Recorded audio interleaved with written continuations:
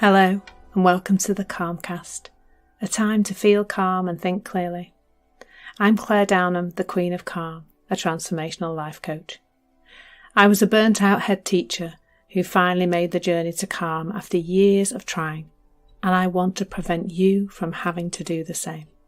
The Calmcast is a series of short explorations, gently guiding you back to your natural state, which is calm and clarity. Just listen like you would listen to music, with an open mind and curiosity. There's nothing else to do. Now let's relax into today's episode.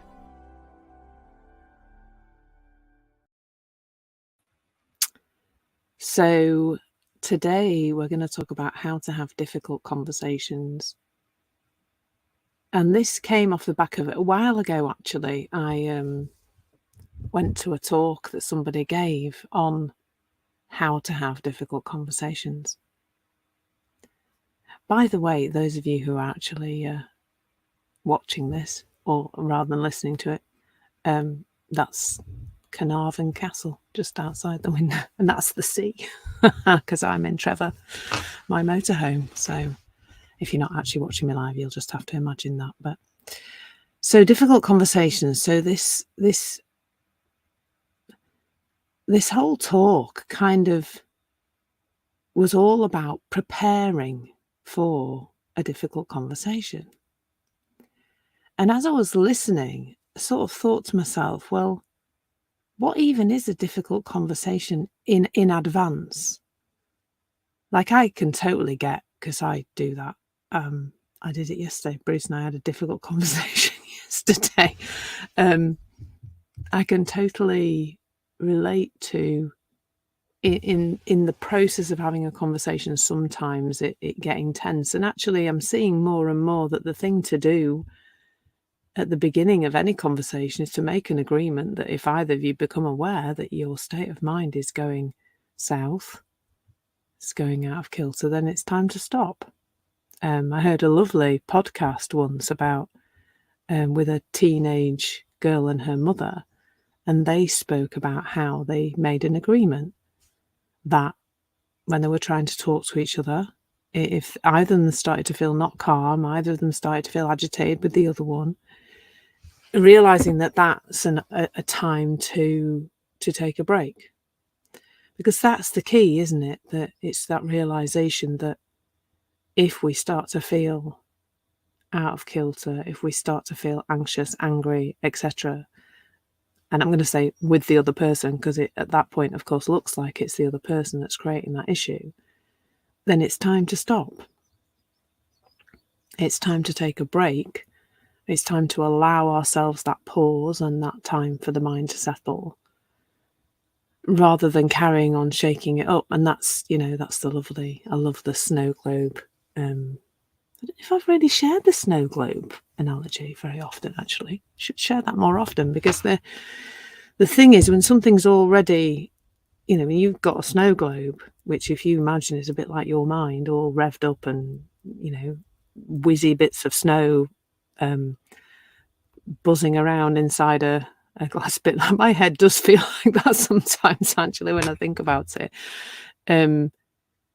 Realizing when we realize that is the state we're in, there's no point carrying on shaking the snow globe. And when we're having a conversation with somebody that's starting to get agitated, the best, you're not going to resolve that from that really dire state of mind, especially if you're both in that rubbishy state of mind. You're definitely not going to get to a solution. You're not going to sort anything out if either of you in a poor state of mind. So that awareness is really, really helpful. So, and that's how we navigate all of life in the present moment, really, with awareness. And that's really all I'm pointing to is present moment awareness and navigation, but from a place of understanding what our physiology is telling us about our state of mind, about what's being activated, about what's going on. So that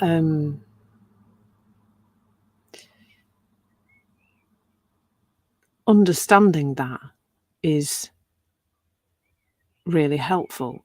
But what I heard in this talk about how to have difficult conversations was that there needs to be all this preparation beforehand. Now, what I'm not saying is, if you've got some statistics you need to share with somebody or some data or something like that, then absolutely you need to prepare for a meeting like that. But really, when this talk wasn't about that, this talk was about how to prepare yourself psychologically for the meeting, how to do a bit of predicting about what might happen and what you might say.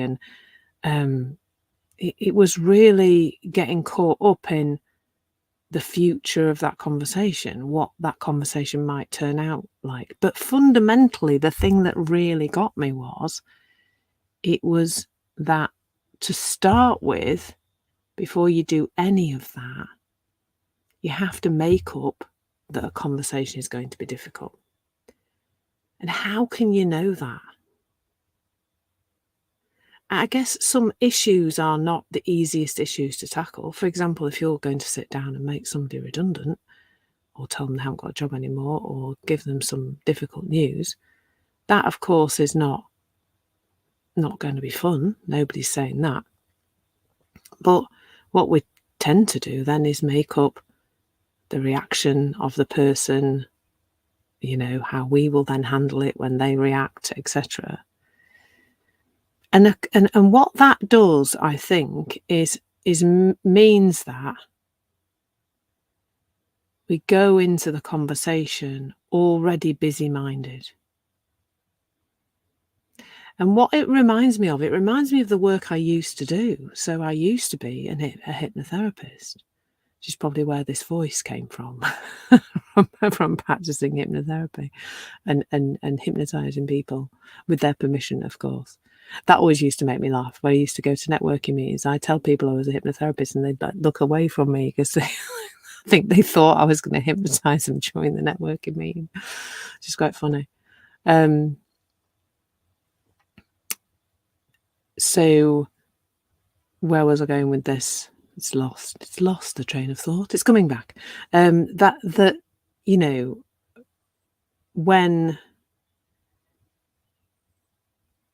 When I used to do hypnotherapy, going into a session with a client, I already had quite a lot on my mind in terms of it felt like there was a lot of information to be drawn out of them. And then I had all these different structures in my head that I could use to hypnotize somebody, depending on what came out of the session, depending on what kind of structure I thought they might need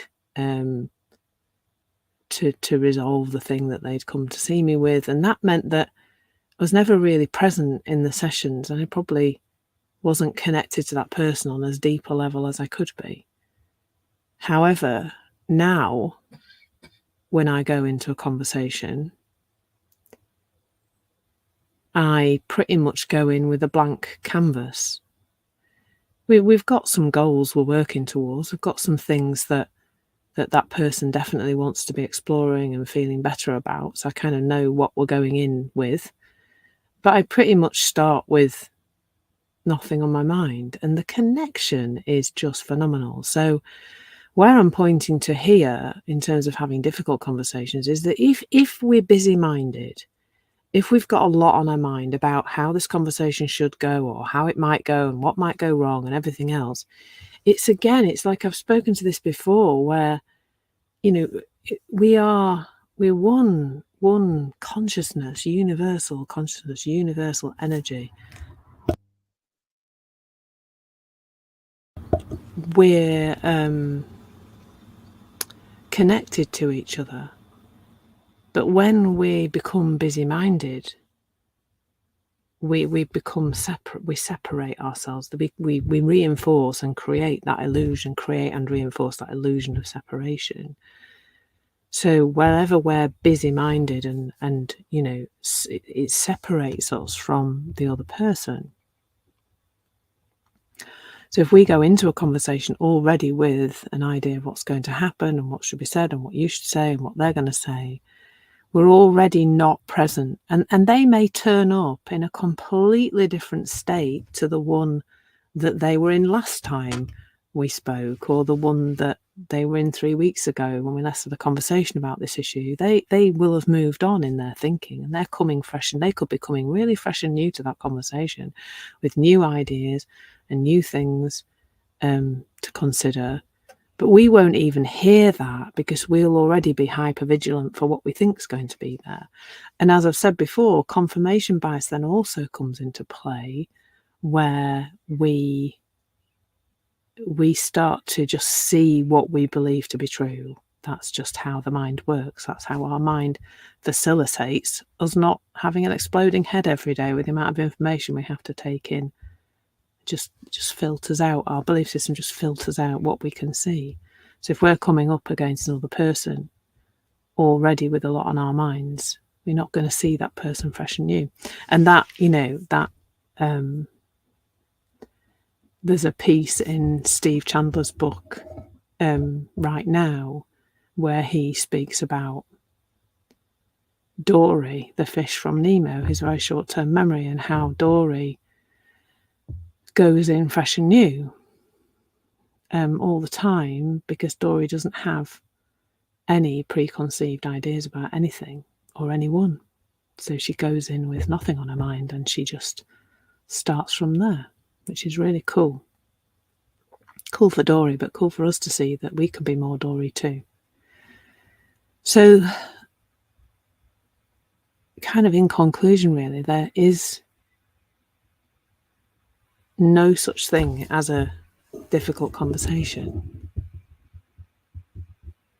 We can come to that afterwards. We might conclude a conversation was difficult, but we can't prepare for how somebody is going to turn up present into a conversation. We can't predict how someone else is going to be in a conversation. And whenever we try to do that, we're going to come unstuck, I think, really. So maybe you've got a conversation coming up that looks like it's going to be difficult.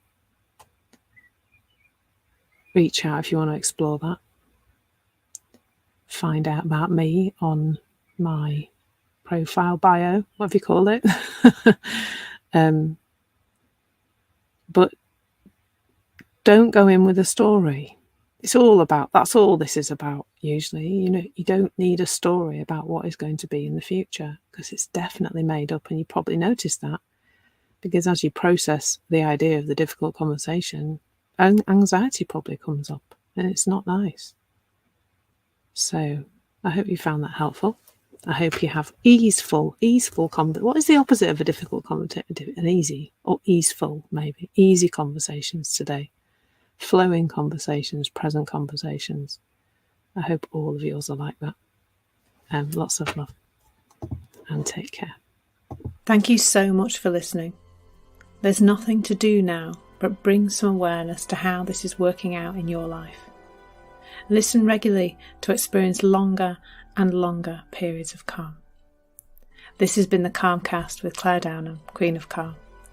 Take care and keep listening.